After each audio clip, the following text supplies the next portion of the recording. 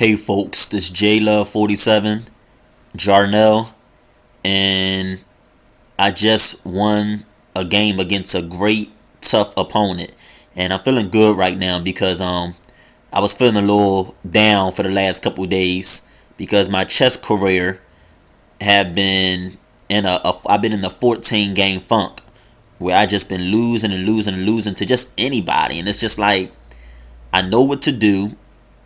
I know I've been reading books, and people who are better than me have been telling me to basically move one of your center pawns out first to take control of the center part of the board, either to d4 or e4. Then develop your pieces by moving your knights out before your bishops, and then castling early. You know, and it's just like I was just making bad moves. Maybe I've been playing a little too much, and I needed a couple day rest to get my brain some time to recuperate. But, I was in like a 14 game funk, and I was just losing to anybody. It's just making dumb moves, stupid moves. And today I just really calmed myself down and focused and stuck to the game plan and came out with a good, tough victory. I had to earn this because this boy is bad. He's from Chicago. Of course, I'm not from Philly. So let's kind of try to make this a little short. I ain't going to talk much, but it was a real tough, tense game. We didn't play like we were playing checkers or playing like amateurs that just take piece for piece and over attack. We really played smart chess here to be two intermediate players, and I think he's a little better than me because I had to use all my brain power to beat this brother. But this is how it turned out. I'm gonna let y'all look at the moves. Move my knight up, then I move the center piece up, and I move my second knight out, trying to get my knights out. And I see that he could take that piece right there, my pawn, on d4. And I figure, okay, if he do take it, then I just take it with my knight. So I decided to actually defend it with my pawn just to see what he was going to do. He moved the pawn up, and I wanted to move that pawn up and threaten his pawn. Because I see that, okay, if he take my pawn there on e4, then I'll just take it with my knight right there on, I believe that's f3. And if he take my, no, I'm sorry. If he take my pawn on e4, then I'll take that pawn with my knight on b3. And if he take my pawn with his pawn on d4, then I'll take that pawn with my knight on f3. Okay, so I seen that. So he didn't want to do it, so he moved down. I'm like, okay, that's cool for me. I just move up, So then he brought his bishop out, and I moved my knight up because I want to move my queen to f3 and then try to get a checkmate. Maybe he'll see that, maybe he won't.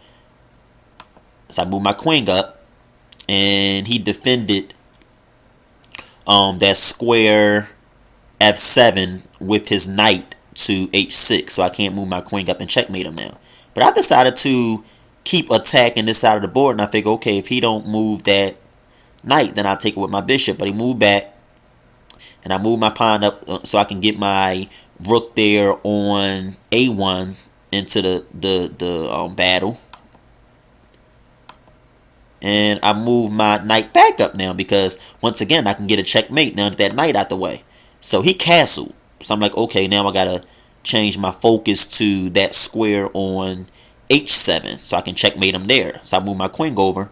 And these are elementary moves. This boy ain't stupid. He's seen that. Once again, so he moved his pawn down to defend that square. Now I can't take it. I can't checkmate him. So I move my knight back down once again, focusing on that h6 square so I can take that pawn with my bishop, and then he'll take it with his bishop, and then I'll take his bishop with my queen. And once again, he stopped that plan as well. So this is a smart boy. He ain't dumb. So I think, okay, I got to get that pawn out the way. That's plan B. And he moved down. I take that pawn. That was a mistake he made. And I move up and threaten his bishop. So now his bishop really, as you see, don't got nowhere to go. So he moved his pawn down, say, okay, you want to threaten my bishop? I'm going to threaten your knight, and I'm going to threaten your queen. So I take the pawn, and he moved his king down. He want to get his king out of that corner, back over there with his rook and his queen. and I go and put him into check. Then my pawn there protecting me. So okay, I think I could have done something over here for you all y'all chess experts out there. Tell me what I could have done, because I think it's a better move I could have made to checkmate him right here. I wish I had my white bishop out. So I move my pawn up and like, okay, now I'm about to get me a second queen on you. And he threatens my queen, so I'm like, damn, what am I going to do?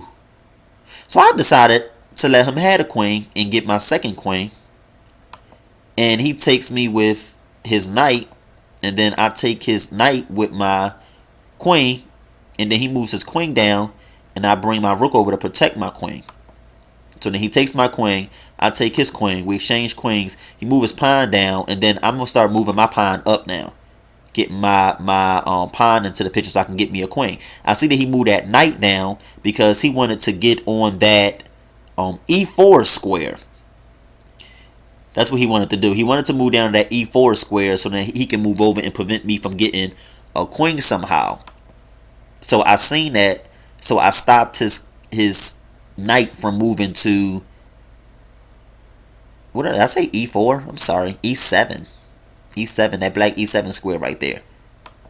So he moves his bishop up, and I said, okay, now I'm gonna bring my knight up so I can get to that c7 square, put him into check, and then take his rook. And that's what he thought I was trying to do, and that's where I tricked him, because I can see, whoa, I don't gotta take his rook. I can just move to d6 and checkmate him. He have nowhere to go now. End of the game.